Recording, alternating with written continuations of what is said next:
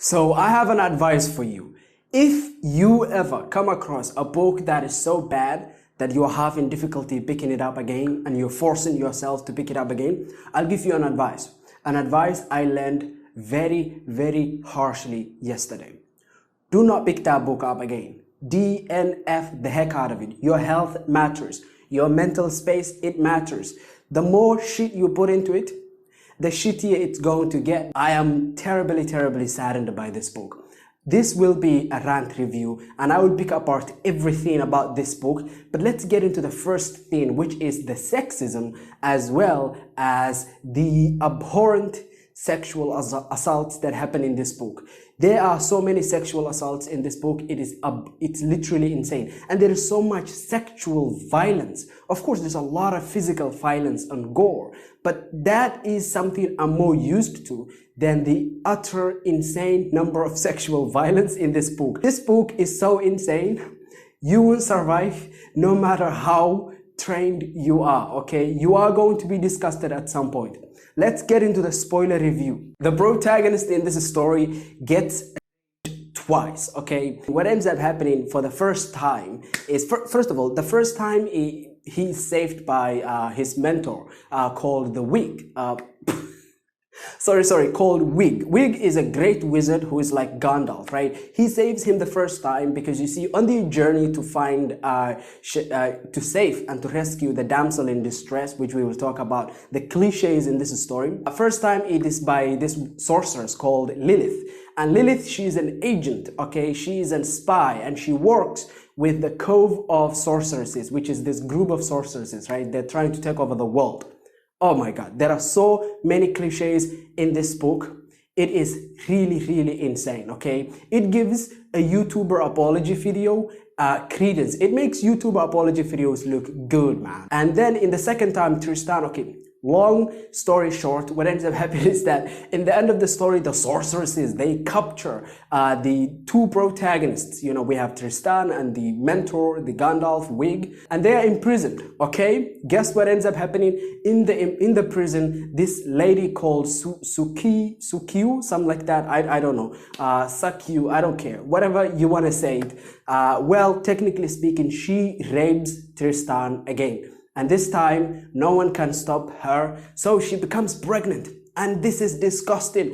The sexual violence in this video is disgusting, dude. She becomes pregnant, and then you know what she does? She speeds up the pregnancy. She speeds up the pregnancy using magic. And all of this is because, you know, the protagonist, of course, first of all, he's super handsome. But second of all, he is the chosen one. He has a special blood. And they're trying to carry some sort of a super child, because they are sorceresses and he has the special blood of the chosen one and they want to carry it a super child. Anyhow, it is really, really sad, the amount of sexual violence in this video. And it is so described. It's described in such detail. I can't really take it.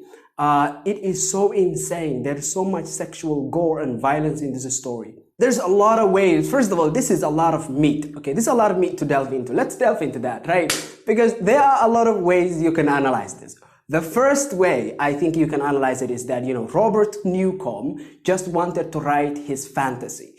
Be the chosen one, special man, and all the women are literally, they cannot contain the spasm in vagina and they're just gonna try and rape him, okay? I think this might have been one of his fantasies. However, that's one window of, basically analyzing it, which is a man who writes a story where he is the special one, he is the chosen one. Another way of analyzing this is actually when this book came out. When this book came out, 2001, first time, it was released January 1st, 2001. Guess what? At that time, you could have published anything if you just slapped on it the label of epic fantasy. And you could have gotten a huge, huge advance. And this is what makes it very, very sad. The reason why it's very sad is primarily because, guess what? This author, I think, wrote this chosen one Tristan boy who can, you know, use the amulet and actually combine both sides of the magic and become ludicrously powerful. Well, this boy Tristan, you see, he is supposed to be the Aragon, the archetype of the boy who gets chosen, and the men who read this story are supposed to put themselves in his position And so that way they can live their fantasies in a fantasy world where they are the special ones. And the women are basically objects either to be rescued and used as a reward, and another way women work in this particular case is they become love interest. On the journey to save another damsel in distress, the hero is going to meet, or the man, or you, right? If you're a guy, you are going to meet other women along the way, and those are going to be terribly in love with you because you are insanely handsome. This is something I do not find interesting because I'm a character nerd. This is two ways you can analyze it. Either Robert Newcomb was writing his, wet dream, or Robert Newcomb just wanted to cash in on the market of, epic fantasy at the time in 2001 where you could have published anything. It is so sad to me because I have to literally analyze this in different ways. This is how awful it is. I have to try and justify it because it is so overdone, it is so over the top. And another thing that is really terrible is that a lot of the rape that happens in this story, it is denied. Oh, it wasn't rape. Oh, this is this and this is that, right? In the first time, Lilith, Tristan is saved by Wig. And Wig, what he does is he kills Lilith. That's how he saves Tristan. Well, because of that, because she has been killed, because the whole shtick was stopped, it's not an assault. Yeah, and all of this, I think, I'm suspecting the second case, the second example, which is, this is a book that was intended to cash in on the chosen boy, escapism for boys, basically. This book was just written as escapism for boys, but even boys don't really find it entertaining. And then let's talk about the sexism and the magic system, because you see, the way the magic system works in this story is hilariously stupid and hilariously bad. It's so bad I was laughing most of the time. It is baby morality. It is baby No. Babies have a better sense of morality, okay? This is all women are bad, all men are good. Okay, all women are sorceresses and they are disloyal, they are deceiving, they are monsters and they want to take over the world, and they engage in a lot of fetishizing, bondage, hardcore nudity, as well as sexual gore, sexual violence. It was so overdone, at times I had to push my laptop away, man. It's too much. And then the men are wizards who are loyal and they fight to protect the kingdom and the king, and the protagonist who himself is insanely good and never really does anything wrong. So technically speaking, the magic system in here, you are either born with the power or you are not, or the power to do spells and so on and so forth. And if you're a woman, you are a sorceress. If you're a man, you are a wizard. Congratulations, right?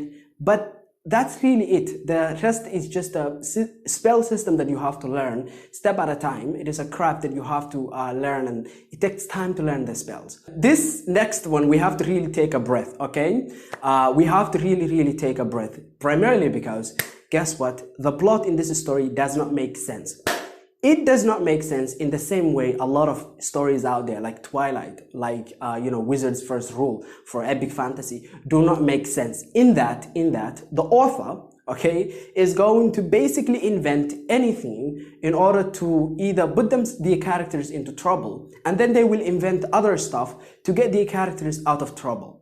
This is insane to me. Why would you create a situation where there is conflict just to get your characters out of it by using some sort of magical wave wand? Because that happens a lot in the story. The first thing that doesn't make sense about the plot in this story, okay, the first thing is actually the reality that when the Cove of Sorceresses, when they invade and they succeed primarily because of the amulet, because of the coronation. When the coronation is happening, these sorceresses and the minions, they invade, I believe, Utrecia. But you see, this only happened because of incompetence. Initially, the suggestion is from the Directorate of Wizards, right? Part of them is Wig. They suggest, hey, this meeting, this coronation, we should hold it in secret. And then we should hold a fake coronation for the public. The reason why they hold the coronation in secret is because during the coronation, the wizards who are protecting the land, they are useless, they are powerless, okay? Why would you in any way whatsoever actually do this without making it secret, without making it random? Why would you have a whole, event where you're going to give speeches and all that shit? No, the suggestion of the King Nicholas suggests this. It is a bad suggestion. It is a wrong suggestion, and he would never make that suggestion. King Nicholas is not an idiot. He would not make that suggestion. The man has been ruling for so long. Another character who would never allow this to happen, who would never be, you're right, is Wig, and also the Directorate of Wizards, because they are very old. You should not mess up like this if you are hundreds of years old, okay, and your brain is functional. And you see why it's bad is primarily because the whole plot, the pregnant sister of Tristan, the protagonist, called Shayliha, I believe, well, she gets kidnapped during this coronation. And this is very, very pathetic and very sad, primarily because, guess what? The whole plot, this point, it doesn't make sense. It should have not happened. This coronation should have been a fake coronation, okay? The real coronation should have happened behind doors. And also, it should have happened very quickly, with no speeches or no pauses or no anticipation. This is what anyone would have done. And that is what the whole shtick of the story is based around. The entire story and the whole plot is based around a mischaracterization of the characters that are in the story. You see, the author is willing to mischaracterize the characters in the story in order to actually have his entire plot. This is very pathetic from any writer or any author who really take the art seriously. If you really are an author and you take yourself seriously, believe me, I can shit out something 10 times better than this, okay, in few hours. And I would not even be a publishable author in terms of quality in today's world, right? And so this is really pathetic. This is very, very sad. Another point in the plot that really doesn't make sense is actually how Tristan and Wig, the chosen one and the wizard who is guiding him, find the the temple of the sorceresses. Basically, I will put you in the position of the plot, okay, and I will give you a very skeletal summary. Technically speaking, you are told in order to find the hideout and the temple of the sorceresses, because you see, the sorceresses are in the hideout. You are on a mission to find them and save your sister, as well as stop them from taking over the world. Okay, they want world domination, and to do some spell. To do this spell, it will take them 1 week. For you to find them and to cross some sort of a border, well, guess what? You are gonna need minimum 16, 15 days, something like that, okay? And this is what the characters are in. This is the position they're in. More than 2 weeks is needed to find the sorceresses, and the sorceresses only need 1 week to find, to complete the spell, to take over the world. You know what happens? The protagonists, Tristan and Wig, they stumble upon the first human, the first man in history to discover a portal that can directly and secretly lead and to reach the hideout of these sorceresses. You see what ended up happening here? The author created a problem and then he solved it with magical wave wand. No one in history has discovered this before. Suddenly, our protagonists stumble upon a guy who happens to have discovered this shit. This is very pathetic. This is the mark of an author who has no skill or who has really no intention to tell a story. And he was basically looking to get that quick advance, advance cash, which at the time you could have gotten by just labeling your story as epic fantasy. We only knew that they were going to cross the Sea of Partholon, okay? And that is really it. They're going on a journey to cross that. But the magic never hinted at this kind of sudden discovery. Let's talk about the villains. The villains in this story are so bad. It is laughable. We have these sorceresses, okay? Long time ago, there was a war between the wizards and the sorceresses, and the wizards were really not good. The sorceresses were about to win, but then there was something discovered called the Baragon, and the Baragon enabled the wizards to really have boost in power, and they were able to beat the sorceresses and then outcast them to across a sea called the Sea of Partholon, which is really hard to cross. And technically speaking, the sorceresses, they survive all of that, they take over. Many hundreds of years, 300 years later, they come back. Well, this is when our story starts. Now they are back with vengeance. They are back with revenge, and they want to take over the world. They are outlandishly evil. It makes, because you see, this book, there is the problem with this book, as well as Storm Dancer, there is an attempt to have some sort of morality discussion. If an author is trying to have moral discussions, you have to make sure to not have baby morality. You cannot have clear-cut morality where you have the good people and the bad people. You have to have complex morality, okay? Real morality. In the real world, morality is much more just complex than we would like to think in fiction, where we have these paragons, we have these archetypes of perfect, symmetry, where we have a clear cut between the good and the bad, and the good are outlandishly good and the evil are outlandishly evil, okay? This does not work, and so the sorceresses are just awful and they are not engaging. And their quest, first of all, it's difficult to read their chapters, but number two, whenever they show up as well, and number two, what we have is just they make the story unengaging. Let's talk about the next two things, which is the Basin in this story. The Basin is horrendous because it takes, the main inciting incident in the story is actually the coronation.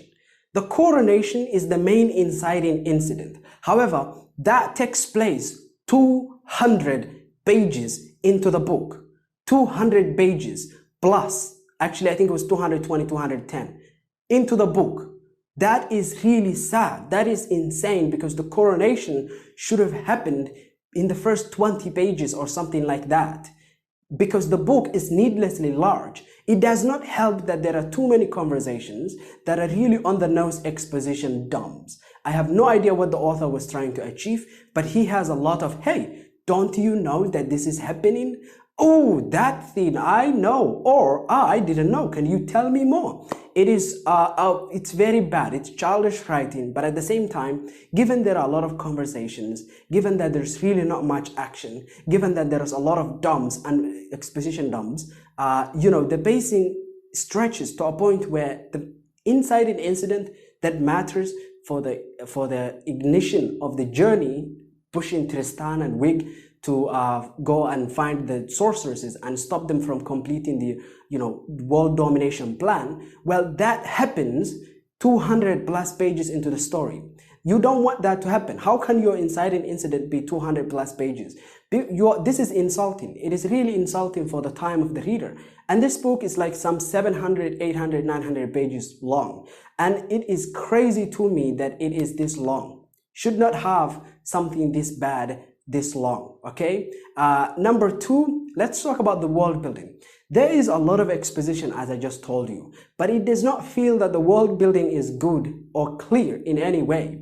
And so the exposition dumps, which literally are every page, are terribly inefficient.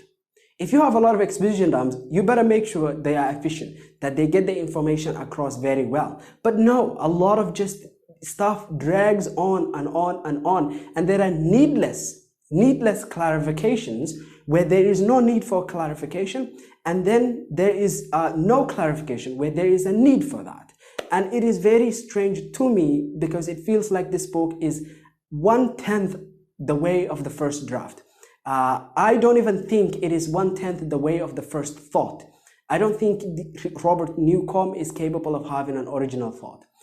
Let's talk about that. The generic stuff in this book is too much. In fact, we will talk about them one at a time. The story starts with a prologue that happened some 300 years ago, and there was an epic war, and we start at the end of that epic war where the evil is being outcasted. Of course, this evil is gonna come back. Yeah, don't worry about it. We're gonna have this evil be back. It's epic fantasy. It's classic epic fantasy.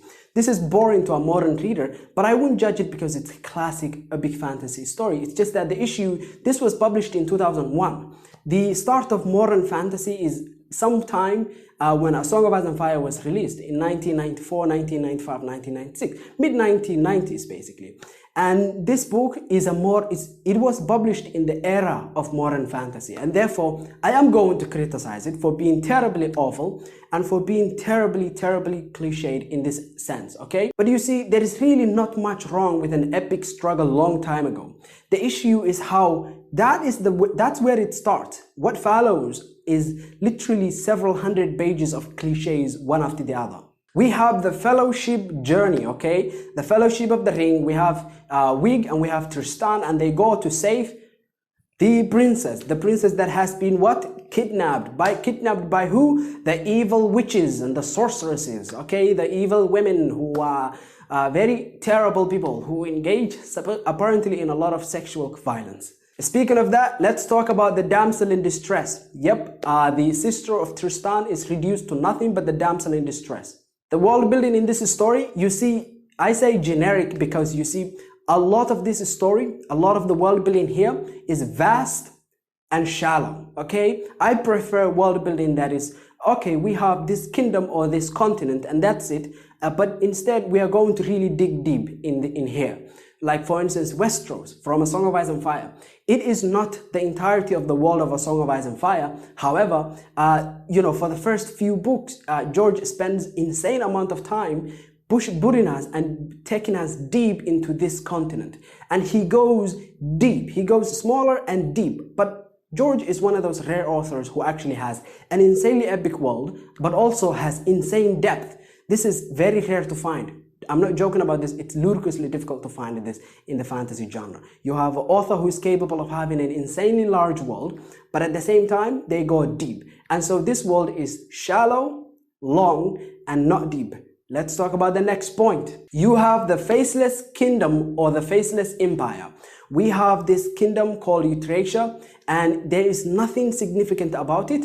There is nothing significant about its people, and the people are basically faceless masses that we are told about, you know, they are listening to some speeches being given by the royalty. There is the broadest stroke given to our kingdom. Like, you know, when you look at King's Landing, okay, or you talk about the North, you know, the people of the North from Westeros, right?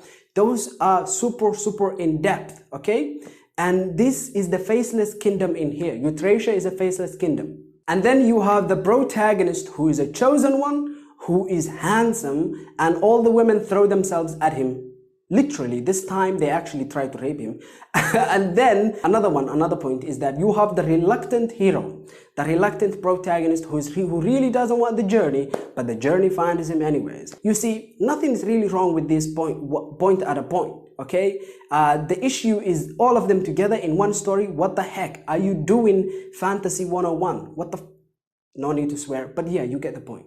And then you have the villains that are outlandishly evil, who have no depth whatsoever. And finally, you have the most used plot structure in the entirety of the epic fantasy genre, okay? You have this boy who is some sort of royalty, secret or actually royalty, and they are going to go on a journey with a guiding wizard. They are special, they themselves have special powers, and there's going to be a lot of struggle along the journey, and then they're going to fight the enemy at the end of the story, and they will take them out, and then they will come back home and they will fix home.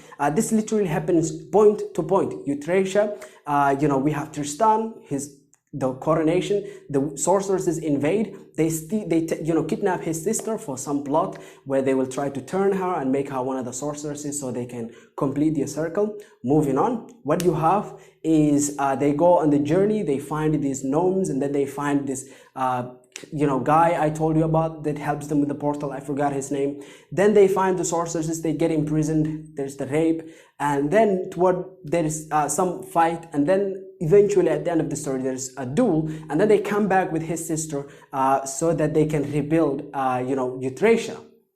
The home gets destroyed, they leave, they fight the Dark Lord, they come back to fix home. This is the most generic stuff you will ever see, okay? It is a compilation. This is a Fantasy 101 compilation, point by point by point by point. It is so sad that this story has this much cliches in it. Makes me really confused as to how this happened. I have been rambling for about 58 minutes. I've been talking to this camera for 58 minutes. I think my throat hurts. I'm really going to go eat my lunch and just edit this one for the next 2 days, and hopefully I can make something coherent out of it. I hope that you enjoyed this. I do not recommend this book. I give it a 0 out of 5 stars. It is not worthy of a 0 star. It is worthy of an insult. But I will not insult the author. Okay, so I hope that you enjoyed this. Have a nice day. Bye.